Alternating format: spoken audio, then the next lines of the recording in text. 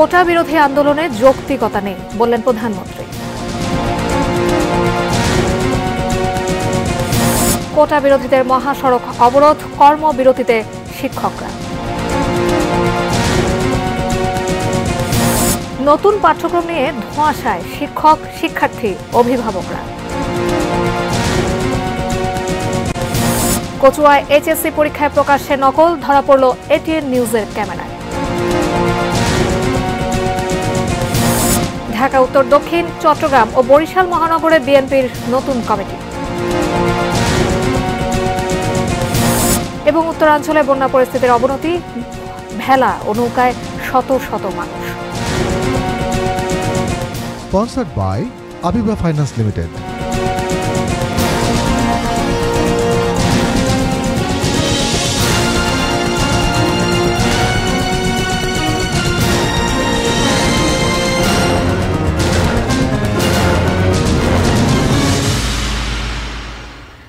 দেখছেন ATN news. দুপুর ৩টা নিউজ আওয়ারে আপনাদের সবাইকে আমন্ত্রণ জানাচ্ছি। আমি জান্নাতুন নাহা জাকিয়া। শিরোনামগুলো শুনছিলেন।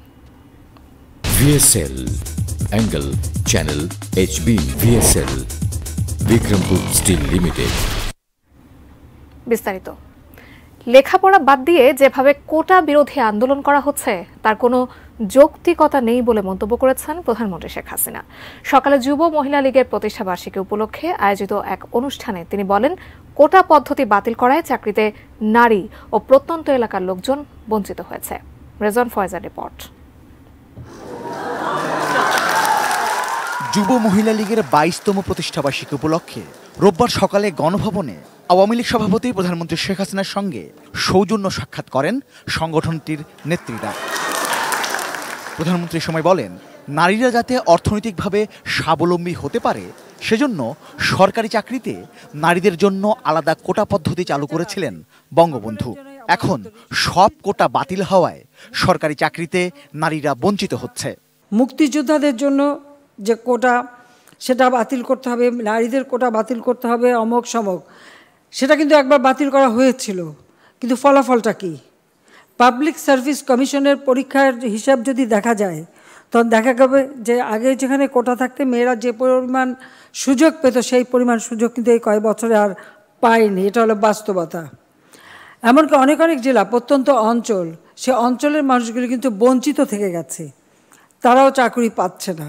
চলমান কোটা বিরোধী আন্দোলনের যৌক্তিকতা নেই বলেও এ সময় মন্তব্য করেন প্রধানমন্ত্রী। এখানে আমার একটা প্রশ্ন আছে, যারা এর আগে কোটা বিরোধী আন্দোলন করেছিল তারা পাবলিক সার্ভিস কমিশনে কতজন পরীক্ষা দিয়েছিল আর কতজন পাস করেছে সেই হিসাবটা একটু বের করা দরকার। আর হাইকোর্টের রায়, এটার বিরুদ্ধে এভাবে আন্দোলন করা এটা তো সাবজুডিস, কারণ আমরা সরকার থেকে কিন্তু এভাবে কোনো কথা বলতে পারি না, কারণ হাইকোর্ট রায় দিলে সেখানে হাইকোর্ট থেকেই আবার আসতে হবে। কিন্তু আজকে আন্দোলনের নামে যেটা আবার করা হচ্ছে, পড়াশোনার সময় নষ্ট করা, এটারও কোনো যৌক্তিকতা আছে বলে আমি মনে করি না।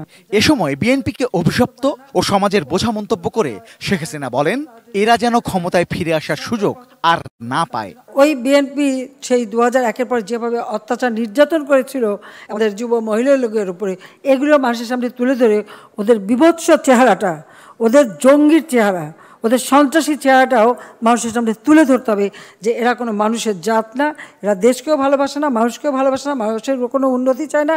যুব মহিলা লীগের নেতাকর্মীদের উদ্দেশ্যে তিনি বলেন, নিজের জন্য নয়, রাজনীতি করতে হবে দেশের জন্য, মানুষের জন্য। নিজের জীবন না, দেশটাকে কতটুকু দিতে পারলাম, দেশের মানুষের জন্য কতটুকু দিতে পারলাম, বা যারা একেবারে নিম্ন স্তরে পড়ে আছে তাদেরকে আমরা কিভাবে টেনে তুলে তাদেরকেও সমানভাবে রাখবো, সেই ব্যবস্থাই আমরা করব। রেজন ফয়েজ, এটি নিউজ, ঢাকা। যুক্তরাষ্ট্র থেকে 1% হলেও বাংলাদেশের দরিদ্রের হার কমানোর প্রত্যয় ব্যক্ত করেছেন প্রধানমন্ত্রী শেখ হাসিনা। একই সঙ্গে তিনি বলেন, কারো রক্তচক্ষুকে ভয় পায় না বাংলাদেশ, কেউ আর দেশকে পেছনে টেনে নিতে পারবে না। সকালে ঢাকা সেনানিবাস এলাকায় আয়োজিত প্রেসিডেন্ট গার্ড রেজিমেন্ট PGR এর 49তম প্রতিষ্ঠাবার্ষিকীর আয়োজনে যোগ দিয়ে প্রধানমন্ত্রী এসব কথা বলেন। এর আগে অনুষ্ঠানস্থলে পৌঁছেই PGR সদস্যদের সঙ্গে কুশল বিনিময় করেন প্রধানমন্ত্রী। দায়িত্ব পালন করতে গিয়ে শহীদ হওয়া বীর গার্ডদের পরিবারের সদস্যদের হাতে তুলে দেন রাষ্ট্রীয় অনুদান। পরে আনুষ্ঠানিক বক্তব্যে সরকার প্রধান বলেন, জাতির পিতাকে হত্যার পর হত্যা করা হয়েছে সশস্ত্র বাহিনীর দেশপ্রেমিক হাজারো সদস্যকে, তবে এখন প্রশিক্ষণ ও আধুনিকায়নে সশস্ত্র বাহিনীর পাশাপাশি প্রেসিডেন্ট গার্ড রেজিমেন্ট অত্যন্ত সুসংহত বাহিনী হিসেবে রূপ নিয়েছে। সেই সঙ্গে দেশপ্রেম ও সততার সাথে দায়িত্ব পালনে পিজিআর সদস্যদের প্রতি প্রশংসা করেন প্রধানমন্ত্রী। যারা বলেছিল, যে সমস্ত বড় দেশ বলেছিল যে বাংলাদেশ স্বাধীন হয়ে কী হবে, ওটা একটা বাস্কেট কেস হবে, এখন অন্তত সেটা তারা বলতে পারে না, এবং তাদের বলতে হয় যে বাংলাদেশ এখন একটা উন্নয়নের রোল মডেল। নিজেদের অর্থায়নে আজকে পদ্মা সেতু করে সারা বিশ্বকে দেখিয়ে দিয়েছি যে জাতির পিতা বঙ্গবন্ধু শেখ মুজিব 7ই মার্চের ভাষণে যে বলেছিলেন যে কেউ দাবায় রাখতে পারবে না বাঙালিকে, তো সেটা আমরা প্রমাণ করে দিয়েছি যে কারো ওরকম রক্তচক্ষুতে আমরা ভয় পাই না, আমরা ইচ্ছা করলে নিজেরাও পারি, সেটা আমরা প্রমাণ করে আজকে বিশ্বে সেটা দেখিয়েছি।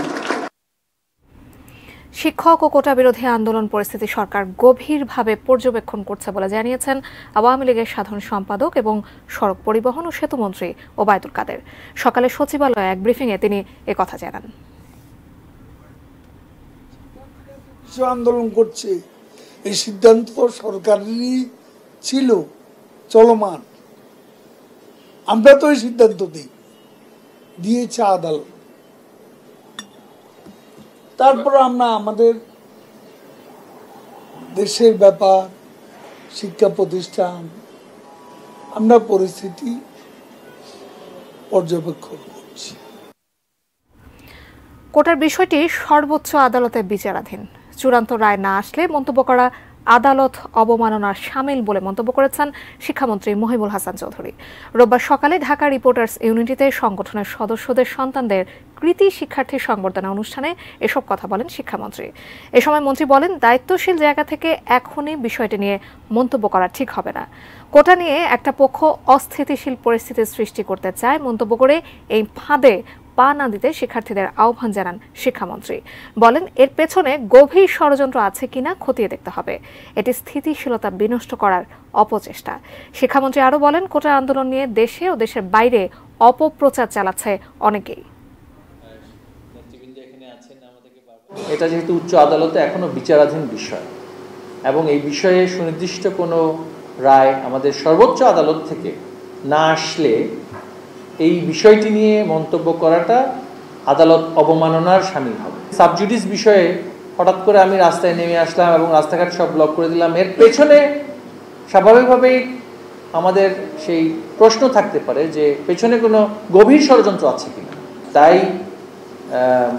সেই ফাঁদে যাতে আমরা পা না দিই।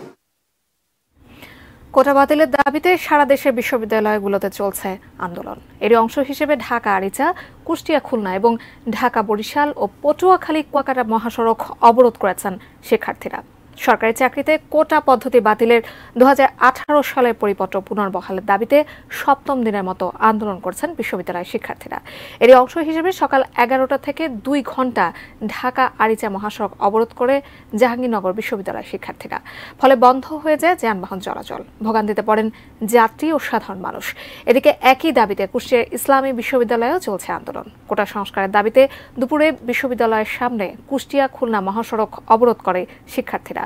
অন্যদিকে কোটা বাতিলের দাবিতে ঢাকা বরিশাল ও পটুয়াখালী কুয়াকাটা সড়ক অবরোধ করে বিক্ষোভ করছে বরিশাল বিশ্ববিদ্যালয়ের শিক্ষার্থীরা।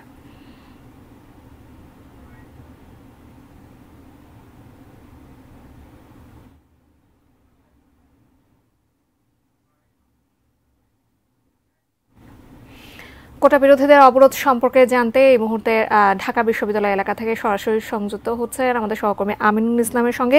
আমিনুল, শিক্ষার্থীরা আসলে কোটা ব্যবস্থা বাতিল করে 2018 সালের সরকার জারি করা পরিপত্র পুনর্বহালের দাবিতে আসলে এই আন্দোলন করছেন, এবং যে এই আন্দোলন তারা করছেন তারা এটিকে বাংলা ব্লকেজ বলে আসলে দাবি করছেন। কি অবস্থা এখন রাস্তাঘাটে, আপনার কাছ থেকে জানতে চাই শিক্ষার্থীরা কি বলছেন?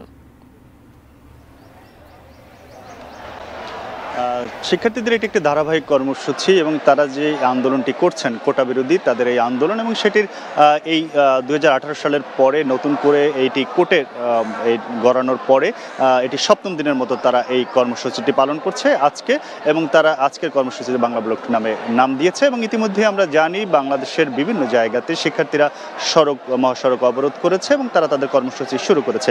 তবে ঢাকার যে কেন্দ্রীয় যেখান থেকে এই আন্দোলনটি সংঘবদ্ধ হয়েছে রয়েছে, অর্থাৎ ঢাকা বিশ্ববিদ্যালয়ের শিক্ষার্থী সহ অন্যান্য যে সকল কলেজ রয়েছে, বিশেষ করে ঢাকার 7 কলেজ শিক্ষার্থীরা তারা ঢাকাতে শাহবাগে তারা এই আন্দোলনটি করছে এবং তাদের আগের যে ঘোষিত কর্মসূচি সেখানে আজকে বিকেল 3টায় তাদের জড়ো হওয়ার কথা ছিল এবং ইতিমধ্যেই তারা ঢাকা বিশ্ববিদ্যালয়ের কেন্দ্রীয় পাবলিক লাইব্রেরির সামনে জড়ো হয়েছেন এবং তারা সেই কেন্দ্রীয় পাবলিক লাইব্রেরির সামনে থেকে মিছিল নিয়ে শাহবাগের উদ্দেশ্যে রওনা হয়েছেন।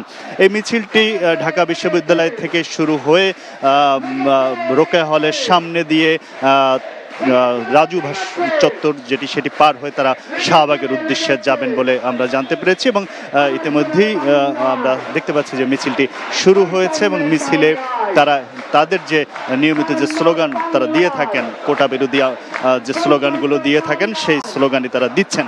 অর্থাৎ তারা বলছেন যে কোনো ধরনের কোঠা যেন চাকরিতে না থাকে এবং কোর্টের যে এখন এটি এখনো সেটি চলমান রয়েছে সেই তাদের পক্ষে যেন রায় আসে সেই দাবি তারা করছেন। অর্থাৎ চাকরিতে কোঠা বিরোধী তাদের আন্দোলন তারা আজকে শুরু করছেন এবং শাহবাগে তারা এখন অবস্থান সেখানে গিয়ে। তো এই ছিল কোটা বিরোধী আন্দোলনের ঢাকার খবর। আমিনুল, ধন্যবাদ আপনাকে। ঢাকা বিশ্ববিদ্যালয় এলাকা থেকে সহকর্মী আমিনুল ইসলাম আমাদের সঙ্গে সংযুক্ত হয়ে সেখানকার অবরোধের খবর আমাদেরকে জানাচ্ছিলেন।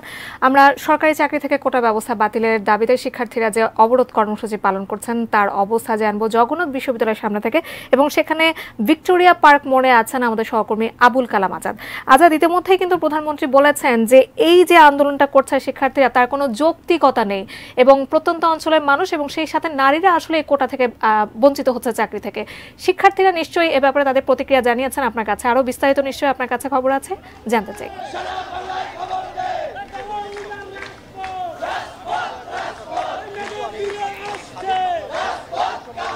ধন্যবাদ আপনাকে। অবস্থান করছি জগন্নাথ বিশ্ববিদ্যালয় এবং কবি নজরুল বিশ্ববিদ্যালয়ের ঠিক মাঝখানে যে গোল চত্বরটি রয়েছে, গোল চত্বরের বলা যায় যেটা ভিক্টোরিয়া পার্ক মোড়, এই জায়গাটিতে এখন থেকে ঠিক বলা যায় যে 10 থেকে 12 মিনিট আগে তারা সদরঘাটের একটি জায়গায় একত্রিত হয়ে কবি নজরুল বিশ্ববিদ্যালয়ের শিক্ষার্থীরা জড়ো হয়েছেন। তাদের একটাই লক্ষ্য উদ্দেশ্য যে 2018 সালে কোটা বিরোধী তাদের যে আন্দোলনটি হয়েছিল সেই আন্দোলনের পরিপ্রেক্ষিতে পরিপত্র জারি করে সরকার বা জনপ্রশাসন মন্ত্রণালয় যে কোটা মুক্ত যে মানে কার্যক্রমটি সর্বক্ষেত্রে বিশেষ করে সরকারি চাকরির প্রথম এবং দ্বিতীয় শ্রেণীর ক্ষেত্রে সেই পরিপত্রটি যাতে এখন বাস্তবায়ন হয় সে আন্দোলনেরই ধারাবাহিকতায় বৈষম্য বিরোধী ছাত্র আন্দোলন যে প্ল্যাটফর্মটি রয়েছে তাদের পূর্ব ঘোষিত কর্মসূচি অনুযায়ী আজকের এই মুভমেন্টটি চলছে। আজকে জগন্নাথ বিশ্ববিদ্যালয়ে শিক্ষার্থীদের এই জায়গাটিতে তেমন কোনো কর্মসূচি না থাকলেও কবি নজরুল বিশ্ববিদ্যালয় অ্যান্ড কলেজের শিক্ষার্থীরা তারা এই জায়গায় একত্রিত হয়ে তাদের সেই দাবি দাওয়াগুলো পুনরায় তুলে ধরছে। তাদের এই আন্দোলনের কারণে কিংবা বিক্ষোভের কারণে অথবা তারা যে দাবি দাওয়া নিয়ে রাস্তায় নেমেছেন সে কারণে গুরুত্বপূর্ণ একটি জায়গা যেখান থেকে দক্ষিণাঞ্চলের অনেকেই আপনার বিশেষ করে নদী পথে সদরঘাটে এসে তারপর রাজধানীর বিভিন্ন অংশে তাদের গন্তব্যে চলে যান। সে জায়গায় এখন যান চলাচল একদম স্থবির হয়ে বা বন্ধ হয়ে আছে। সেখানে মিনি বাস, বড় বাস কিংবা মালপত্র অথবা রিক্সা, সো যাত্রীদের বেশ খানিকটা ভোগান্তি দেখা যাচ্ছে বলা যায়।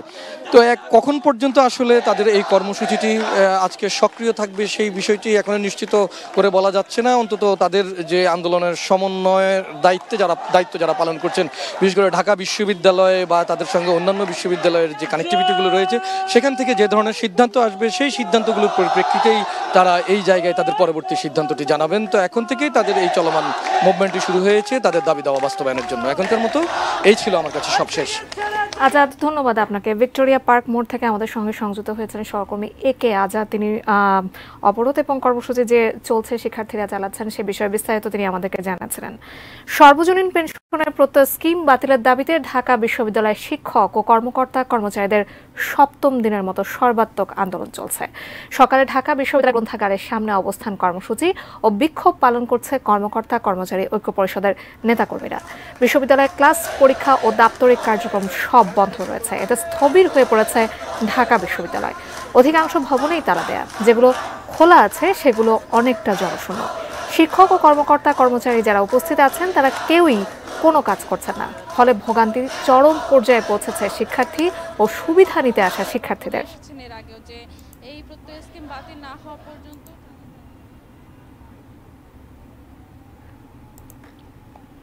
এদিকে সর্বজনীন পেনশনে প্রত্যয় স্কিম বাতিলের দাবিতে পাবলিক বিশ্ববিদ্যালয়ের শিক্ষকদের লাগাতার কর্মসূচি চলছে। দাবি আদায় না হওয়া পর্যন্ত আন্দোলন চালিয়ে যাওয়ার হুঁশিয়ারি দিয়েছেন শিক্ষকরা। সকাল থেকেই রাজশাহী বিশ্ববিদ্যালয়ের শিক্ষক ও কর্মকর্তা কর্মচারীরা ক্লাস, পরীক্ষা এবং অন্য দাপ্তরিক কাজ বন্ধ করে আন্দোলন কর্মসূচি চালিয়ে যাচ্ছেন। এছাড়া ময়মনসিংহ বাংলাদেশ কৃষি বিশ্ববিদ্যালয়, চট্টগ্রাম বিশ্ববিদ্যালয়, কুষ্টিয়া ইসলামী বিশ্ববিদ্যালয়ের শিক্ষকরাও কর্মবিরতি পালন করছেন। গত 13 মার্চ অর্থ মন্ত্রণালয় থেকে প্রত্যয় স্কিমের প্রজ্ঞাপন জারির পর এটিকে বৈষম্যমূলক উল্লেখ করে এর বিরুদ্ধে সরব হন বিশ্ববিদ্যালয়ের শিক্ষকরা। কিছু কর্মসূচি পালনের পর 4 জুন অর্থ দিবস কর্মবিরতি পালন করেন তারা। এরপরেও দাবির বিষয়ে কার্যকর কোনো পদক্ষেপ না নেয় 1 জুলাই থেকে লাগাতার কর্মবিরতিতে যান তারা।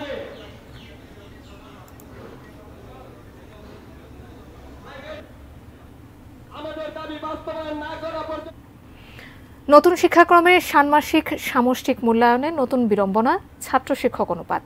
একই সঙ্গে নতুন পদ্ধতি নিয়ে ধোঁয়াশায় হিমশিম খাচ্ছেন শিক্ষক, শিক্ষার্থী, অভিভাবকরা। অভিযোগ উঠছে পরীক্ষার পদ্ধতিগত কারণে ব্যয় বাড়ারও। শিক্ষা গবেষকরা বলছেন, মানসম্মত শিক্ষার সুফল নিতে হলে পর্যাপ্ত প্রশিক্ষণের পাশাপাশি মানসম্মত শিক্ষক প্রয়োজন। পরিবর্তন প্রয়োজন, তাই আমূল পরিবর্তনের মধ্যে দিয়ে চলা শিক্ষা ব্যবস্থায় পরীক্ষার্থীরা বসেছেন ষান্মাসিক সামষ্টিক মূল্যায়নে। এতদিন পরীক্ষা মানেই ছিল একই বেঞ্চে 1, 2 বা 3 জন বসা, কারো খাতা না দেখা, কোনো কথা না বলা। তবে প্রচলিত ধারণা পাল্টে এবারে অভিন্ন প্রশ্নে দেশের প্রায় 34,000-এর বেশি শিক্ষা প্রতিষ্ঠানে পরীক্ষায় বসছেন শিক্ষার্থীরা। এনসিটিবির অধীনে থাকা সারা দেশের প্রায় 1 কোটি শিক্ষার্থী এই মূল্যায়ন কার্যক্রমে অংশ নিচ্ছে। রাইমিং ওয়ার্ডসটা শুধু ধরতে পারি, এখানে রাইমিং প্যাটার্নস। জাতীয় শিক্ষাক্রম ও পাঠ্যপুস্তক বোর্ড এনসিটিবির নির্দেশনা অনুযায়ী প্রতিটি বিষয়ে মূল্যায়নের আগের দিন রাতে সেই বিষয় নিয়ে প্রয়োজনীয় নির্দেশনা পাচ্ছেন শিক্ষকরা, পাচ্ছেন প্রশ্ন। রাজধানীর ভালো স্কুলগুলোতে শিক্ষার্থীদের কাছে পৌঁছানোর আগে শিক্ষকরা নিজেদের বোঝার ব্যবস্থা করেছেন নতুন নিয়ম। তবে রাজধানীর অন্যান্য স্কুল সহ মফস্বলের শিক্ষকদের পরিস্থিতিটা কি, তা প্রশ্নই বটে। আমাদের বাংলাদেশে শিক্ষক শিক্ষার্থীর যে অনুপাত, এটার জন্য এটা বাস্তবসম্মত না। এটাকে সত্যিকার অর্থে সাস্টেইন করতে হলে আমাদের শিক্ষকদের সংখ্যা এখন যা আছে তার ডাবল বাড়াতে হবে। তাদের বেতন কাঠামোকে উন্নীত করতে হবে, বিকজ ওনার ওয়ার্ক আওয়ার আগের চেয়ে কয়েক গুণ বেড়ে গেছে। শিক্ষকগুলো ওই প্যাটার্নের ভিতর দিক দিয়ে আসে নাই, শিক্ষার্থীরা এই প্যাটার্নে নতুন এসছে। ভালোভাবে আরও স্টাডি করে ব্যবস্থাটিকে আমাদের উপযোগী করা, আমাদেরকে ব্যবস্থার উপযোগী করা, এই দুইটা কাজ একসঙ্গে চালাতে হবে। তখন গিয়ে আমরা একটা জায়গায় পৌঁছতে পারবো। সামাজিক যোগাযোগ মাধ্যমে প্রশ্ন পাওয়ার সত্যতা মিললেও তাতে বাড়তি সুবিধা পাওয়া যাবে না বলছে কর্তৃপক্ষ। তবে বিদ্যালয়ে বইয়ে যা শিখছে পরীক্ষায় তার প্রতিফলন দেখতে চান অভিভাবকরা। বলছেন, নতুন পাঠদান প্রক্রিয়ায় যেখানে ধোঁয়াশা, সেখানে মরার উপর খড়াঘা হয়েছে এ মূল্যায়ন। আমরা আগের দিনও জিজ্ঞেস করেছি স্যারদের, স্যার কিভাবে, স্যার ফোন করেও জিজ্ঞেস করেছি যে স্যার প্রশ্নটা কিভাবে আসবে। স্যার বলছে আমরা নিজেরাও জানি না। বইয়ে আমাদেরকে টিচাররা বাচ্চাদেরকে যে পড়াইছে এই 6টা মাস, ওই পড়ানোর সাথে এরকম কিছু মিল নেই। আগামীতে কিন্তু সবাই এটা বুঝবে, কিন্তু যারা এই বাচ্চারা 2-4টা বছর যে চলে যাবে, তাদের এই যে গ্যাপটা আগামীতে পূরণ কিভাবে হবে। নতুন শিক্ষাক্রমে খাপ খাওয়াতে প্রয়োজন সময়, তবে সে সময় ঘাটতি নিয়ে বেড়ে ওঠার জন্য পরিকল্পনা স্পষ্ট করা জরুরি বলছেন বিশেষজ্ঞরা। নতুন সিস্টেম ঘাটতি থাকবে, এটা আমিও বলতেছি। এটাকে মিনিমাইজ করার জন্য, দ্রুত ব্যবস্থা নেওয়ার জন্য কি প্ল্যানটা কোথায়? এই ধরনের শিক্ষা ব্যবস্থা বোঝার জন্য যে শিক্ষক দরকার, তারা আসলে কি আমরা তাদেরকে প্রমোট করতে পারতেছি কিনা আমাদের সিস্টেমে। কিশোর জাহান, এটিএন নিউজ, ঢাকা। চাঁদপুরের কচুয়া উপজেলার এইচএসসি পরীক্ষার কয়েকটি কেন্দ্রে টাকার বিনিময়ে পরীক্ষার্থীদের নকল সরবরাহ করার অভিযোগ উঠেছে খোদ শিক্ষকদের বিরুদ্ধে। শিক্ষার্থীদের বই খুলে পরীক্ষা দেওয়ার ভিডিও এসেছে এটিএন নিউজের হাতে। চাঁদপুরের কচুয়া থেকে বিস্তারিত জানিয়েছেন সহকর্মী আসাদ ভুইয়া। তোমাদের কি পরীক্ষা হয়েছে? English second part. কত নাম্বার আনসার দিয়েছো? 100। আচ্ছা, 9 নাম্বার প্রশ্নটা কি এসেছে জানো? সরি, অ্যাকচুয়ালি খেয়াল নেই। উত্তরটা তোমাকে কে লিখে দিয়েছে? না, এটা এমনি থেকে নিজ থেকে দিয়েছে। কিন্তু তুমি প্রশ্ন কি জানো না, উত্তর তাহলে কিভাবে দিছো? প্রশ্ন দেখলে বলতে পারবো। কত নাম্বার আনসার দিয়েছো? স্যার 99। জি স্যার। আচ্ছা, 7 নাম্বার প্রশ্নটা কি ছিল বলো তো? স্যার 7 নাম্বার প্রশ্নটা কানেক্টরস। জি স্যার। আচ্ছা, পরীক্ষার আগে তোমরা কত টাকা দিয়েছো শিক্ষকদের নকল দেওয়ার জন্য? না স্যার, এমন তো কিছু হয় নাই। কিছু হয়নি। তোমাকে 3 নম্বর প্রশ্নটা খুঁজে বের করতে হবে। স্যার এই যে প্রেসার তো খেয়াল নাই। উত্তরটা কিভাবে দিয়েছো তাহলে? স্যার দিয়েছিলাম। আমরা জানতে পারলাম শিক্ষকরা ফটোকপি করে দিয়েছে। জি না স্যার, জি না। তো তুমি প্রশ্নই বলতে পারো না, তাহলে উত্তর কিভাবে লিখছো? স্যার লিখছিলাম তো ওইখান থেকে দিয়েছি। আমি 3টা হলের চিত্র আপনাকে দেখাবো। এটা আপনারই হল, আপনারই শিক্ষার্থীরা দেখেন। আপনি যদি একটু দেখেন, প্রত্যেকটা শিক্ষার্থীর কাছে উত্তরপত্র ফটোকপি করে দেয়া আছে এবং তারা সেটা দেখে লিখছে। এটা কি আপনাদের নজরে কখনো এসেছে? আমি আসলে হলে যাই না। আপনার শিক্ষার্থীরা এখানে পরীক্ষা দেয়, তাহলে আপনি এখানে এসে কি দায়িত্ব পালন করেন? এখানে আসলে আমি বললাম তো, আমি এই ভিজিটও ইয়েতেও যাই না, আমি এখানেও যাই না, এমনি খোঁজখবর নিয়ে থাকি পরীক্ষা। পরীক্ষার্থীরা বই খুলে লিখছে, এটা কি আপনাদের নজরে এসেছে কখনো? এই যে দেখেন, এই কেন্দ্রে শিক্ষার্থীরা বই খুলে লিখছে। আপনি কি দেখতে পাচ্ছেন ভিডিওটা? আমাদের কাছে বেশ কিছু সচেতন অভিভাবক অভিযোগ করেছে যে আসলে এখানে পরীক্ষার সাথে সাথেই শুরু হওয়ার সাথে সাথে প্রশ্ন চলে যায় বাইরে থেকে প্রশ্নের উত্তর চলে আসে, সেই উত্তরে পরীক্ষার্থীরা পরীক্ষায় অংশগ্রহণ করে। ভিডিও আমাদের কাছে আছে, আপনাকে দেখালাম। এগুলো কি আপনাদের নজরে আসে? আমার কাছে ওর অভিযোগ নাই বা দেখিও নি। হ্যাঁ, তো হয়তো এখন পরীক্ষা শেষ মুহূর্তে আমি এখানেই আসলাম, অলরেডি সব খাতা থেকে চলে আসছে, রুম খাতা চলে আসছে। পরীক্ষার এখনো 5 মিনিট সময় বাকি আছে। হ্যাঁ, আমাদের এখানে জি এটা 3 মিনিট সময় বাকি আছে। জি, শেষের দিকটা হয়তো এরকম একটু এলোমেলো হয়েছে বলে। শেষের দিকটা এটা আজকের না, এটা আমরা বাংলা দ্বিতীয় পত্র, ইংরেজি প্রথম পত্র, এই ভিডিওগুলো আমাদের কাছে এসেছে। যারা এখানে অভিভাবক আছে তাদের অনেক অভিযোগ যে আসলে এই কেন্দ্রে যেভাবে পরীক্ষা হয় সারা বাংলাদেশে এভাবে পরীক্ষা হয় না। এই অভিযোগ কেন? আচ্ছা, আমি এটা বলবো যে আসলে এই অভিযোগটা আমার আসলে ছিল না, আমি জানাও ছিল না বা ছিল না।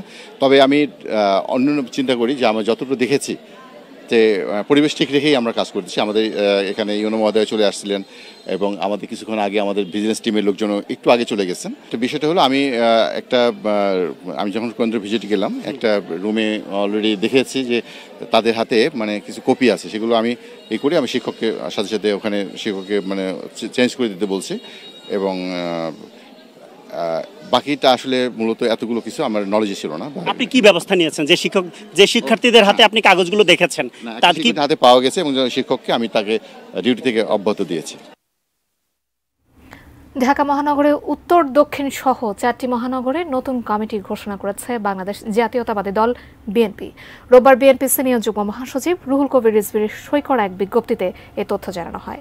জাতীয়তাবাদী যুবদলের সাবেক সভাপতি সাইফুল আলম নীরবকে আহ্বায়ক ও বিএনপির ক্রীড়া বিষয়ক সম্পাদক ফুটবলার আমিনুল হককে সদস্য সচিব করে ঢাকা মহানগর উত্তর এবং রফিকুল আলম মজনুকে আহ্বায়ক ও তানভীর আহমেদ রবিনকে সদস্য সচিব করে ঢাকা মহানগর দক্ষিণ বিএনপির 2 সদস্যের আংশিক আহ্বায়ক কমিটি গঠন করা হয়েছে।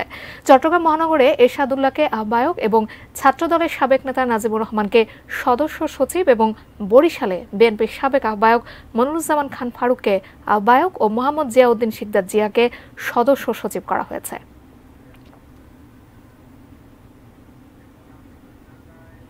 উত্তরাঞ্চলে বন্যা পরিস্থিতির অবনতি হচ্ছে। পানিবন্দী কয়েক লাখ মানুষ। খাদ্য, বিশুদ্ধ পানি, শুকনো খাবার ও জ্বালানি সংকট দেখা দিয়েছে। কিছু কিছু এলাকায় বন্যার সাথে দেখা দিয়েছে তীব্র ভাঙন। ঘরবাড়ি, ফসলি জমি বিলীন হয় আতঙ্কে দিন পার করছেন বন্যা কবলিতরা। প্রতিনিধিদের তথ্য ছবিতে ডেস্ক রিপোর্ট।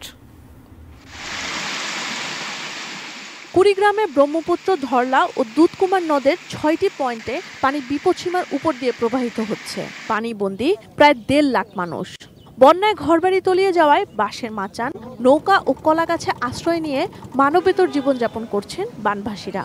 ভেসে গেছে গৃহপালিত পশু পাখি। চারণভূমি তলিয়ে যাওয়ায় দেখা দিয়েছে গোখাতের তীব্র সংকট। 3 দিন ধরে পানির মধ্যে দাঁড়ে, মনে করেন যে কোনো উপায় নাই। সিরাজগঞ্জের কাজীপুর উপজেলা পয়েন্টে যমুনা নদীর পানি কিছুটা কমলেও বিপদসীমার উপর দিয়ে প্রবাহিত হচ্ছে।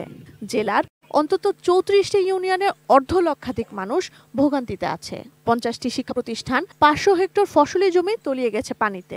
নিমজ্জিত হয়েছে 4,500 হেক্টরেরও বেশি জমির ফসল।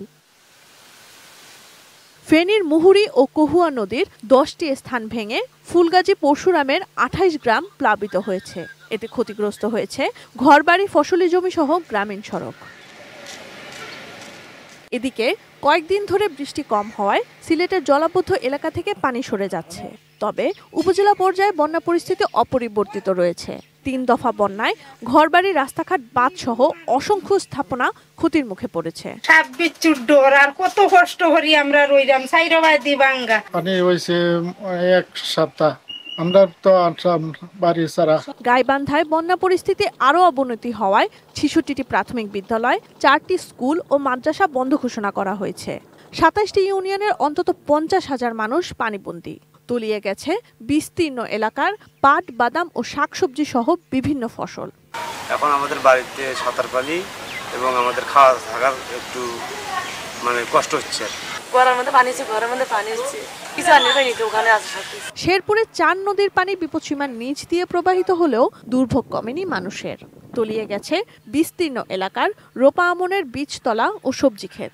পরিস্থিতি থেকে উত্তরণে সরকারের সহযোগিতা চেয়েছেন তারা। Sanjida Silvia, desk report, ATN news. এবারে দেখবেন business news presented by Pubali bank PLC.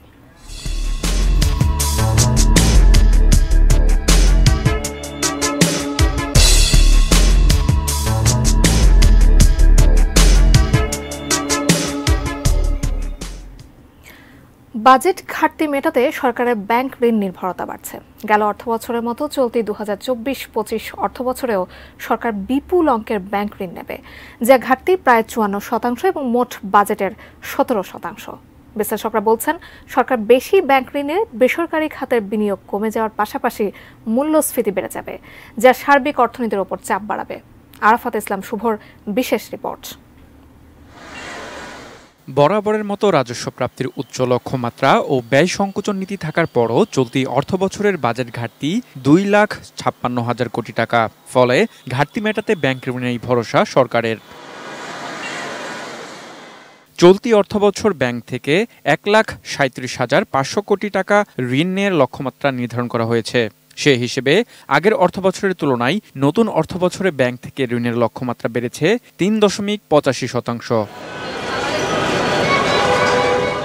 বিশ্লেষকরা বলছেন, সরকার ব্যাংক থেকে ঋণ বেশি নিলে বেসরকারি খাতে ঋণ দেওয়ার সক্ষমতা কমে যায়, আর কেন্দ্রীয় ব্যাংক থেকে ঋণ নিলে মূল্যস্ফীতি বাড়ে। ঋণের টাকার যথাযথ ও সাশ্রয়ী ব্যবহার না হলে এবং বেসরকারি খাতে প্রণোদনা না পেলে কর্মসংস্থান কমবে ও মূল্যস্ফীতি বাড়বে। অর্থনীতির এই বিশ্লেষকের মতে, ঘাটতি মেটাতে সরকারের ব্যাংক ঋণ নির্ভরতা বেসরকারি খাতে বিনিয়োগের জন্য হুমকি স্বরূপ। সরকার নিজে ব্যাংক থেকে বেশি নেওয়ার কারণে পরোক্ষভাবে আমি মনে করি সেটা হচ্ছে ভবিষ্যতে বাংলাদেশের যে বিনিয়োগ, সেই প্রাইভেট বিনিয়োগের ক্ষেত্রে একটা হুমকি, এবং বাংলাদেশ যে প্রবৃদ্ধির কথা বলে যাচ্ছে, প্রাইভেট বিনিয়োগকে ধরে না রাখা যায়, তাহলে বাংলাদেশের যে গ্রোথ যেটা প্রজেক্টেড করা হয় অর্থাৎ ধরা হয়, সেটা অর্জন করা একটা বড় চ্যালেঞ্জ হবে বলে আমি মনে করি। তবে খেলাপি ঋণ বিবেচনায় বেসরকারি খাতে ঋণ দেওয়ার চেয়ে সরকারকে ঋণ দেওয়া ব্যাংকগুলোর জন্য নিরাপদ বলে মনে করেন ব্যাংকার ফারুক মঈনুদ্দিন। সরকার যদি ব্যাংক থেকে ঋণ নেয়, সেটি ব্যাংকগুলোর জন্য কিন্তু সেফ। সরকার ঋণ নিচ্ছে, সরকারের তো খেলাপি হবে না, সরকার ফেরত দেবে। সেটা আপনি যেটা বলছেন তার একাংশ হচ্ছে যে ব্যাংকগুলো এখানে বরং সেফলি এখানে ঋণ দিতে পারে সরকারকে। একজন বেসরকারি উদ্যোক্তাকে ঋণ দেওয়া হচ্ছে, সরকারকে কম সুদে ঋণ দেওয়া কিন্তু ব্যাংকগুলোর জন্য তাদের জন্য বেটার অপশন, এটা বলবো। আরাফাত ইসলাম শুভ, এটিএন নিউজ, ঢাকা। দর্শক, সনাতন ধর্মাবলম্বীদের অন্যতম ধর্মীয় উৎসব জগন্নাথ দেবের রথযাত্রা রাজধানীর শাহবাগ ইসকন মন্দির থেকে শুরু হবে। এই মুহূর্তে ওয়ালুল সাকিব আমাদের সঙ্গে সংযুক্ত হবেন, তিনি মতিঝিলে আছেন। আমরা নিশ্চয়ই তার কাছ থেকে জানবো ইতিমধ্যে রথযাত্রা শুরু হয়েছে কিনা। ওয়ালুল সাকিব, ইসকন মন্দির থেকে আসলে এই রথযাত্রা শুরু হওয়ার কথা, আপনি মতিঝিলে আছেন, নিশ্চয়ই এর মধ্যে শুরু হয়ে গেছে। কি অবস্থা সর্বোপরি জানাবেন, কেমন উৎসাহ উদ্দীপনার মাধ্যমে আসলে তারা যোগ দিচ্ছেন?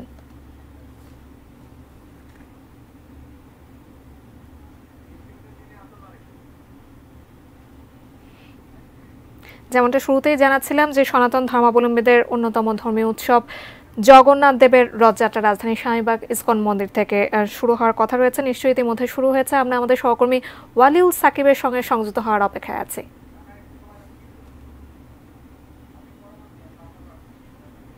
আমরা এই বিষয়ে আপনাদেরকে বিস্তারিত জানাবো। তার আগে অন্যান্য খবরগুলো একটু জানিয়ে দিতে চাই। কৃষি ক্ষেত্রে অনন্য অবদানের স্বীকৃতি হিসেবে 22 কৃষক ও কৃষি উদ্যোক্তাকে কৃষি ক্ষেত্রের গুরুত্বপূর্ণ ব্যক্তি বা এআইপি সম্মাননা দেওয়া হয়েছে। রোববার সকালে রাজধানী ওসমানী স্মৃতি মিলনায়তনে আনুষ্ঠানিকভাবে 2021 সালের এআইপি পুরস্কার দেওয়া হয়। কৃষিমন্ত্রী মোহাম্মদ আব্দুল শহীদ এবং প্রবাসী কল্যাণ ও বৈদেশিক কর্মসংস্থান প্রতিমন্ত্রী শফিকুর রহমান চৌধুরী সম্মাননা পাওয়া ব্যক্তিদের হাতে পুরস্কার তুলে দেন। কৃষিমন্ত্রী মোহাম্মদ আব্দুল শহীদ এআইপি প্রাপ্ত ব্যক্তিদের জাহাজের ক্যাপ্টেন হিসেবে উল্লেখ করেন। তিনি বলেন, তাদের অবদানে কৃষি এগিয়ে চলেছে।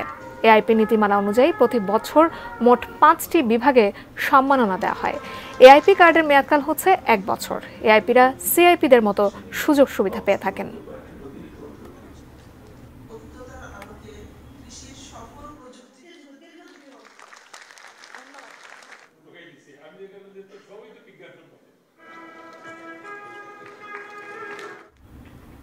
কিছুক্ষণ আগে রথযাত্রার কথা জানাচ্ছিলাম। সহকর্মী ওয়ালিউল সাকিব এই মুহূর্তে আমাদের সঙ্গে মতিঝিল থেকে সংযুক্ত হবেন। সাকিব, আমাকে শুনতে পাচ্ছেন নিশ্চয়ই? কি অবস্থা আপনার কাছ থেকে জানতে চাই। এবং সনাতন ধর্মাবলম্বীরা নিশ্চয়ই ব্যাপক উৎসাহ উদ্দীপনার সাথেই রথযাত্রা শুরু করেছেন। ধর্মাবলম্বীদের অন্যতম একটি ধর্মীয় উৎসব রথযাত্রায়, এবং আপনারা দেখতেই পাচ্ছেন যে রথযাত্রা চলছে।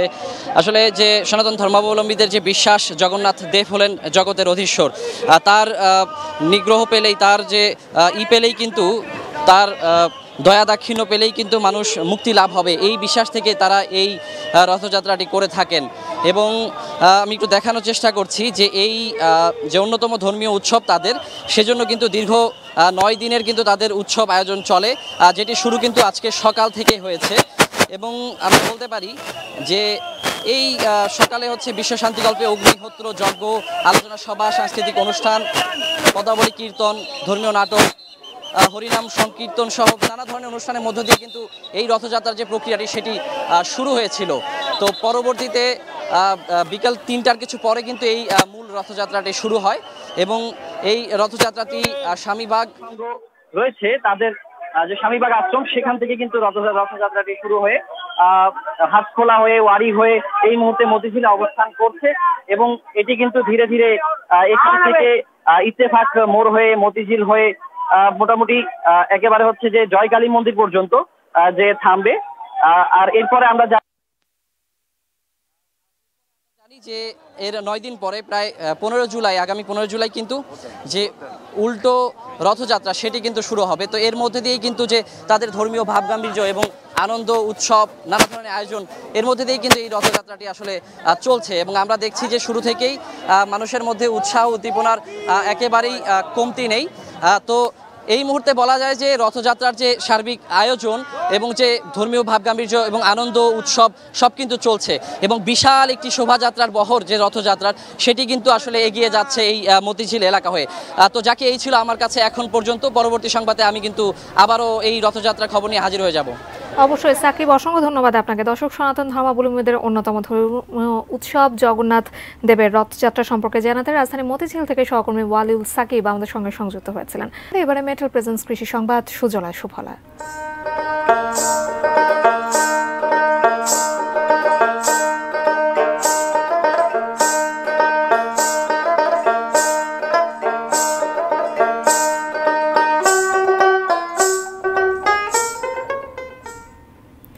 রাঙামাটিতে মিশ্র ফলের বাগান করে তাক লাগিয়ে দিয়েছেন কৃষি উদ্যোক্তা সুশান্ত তঞ্জঙ্গা।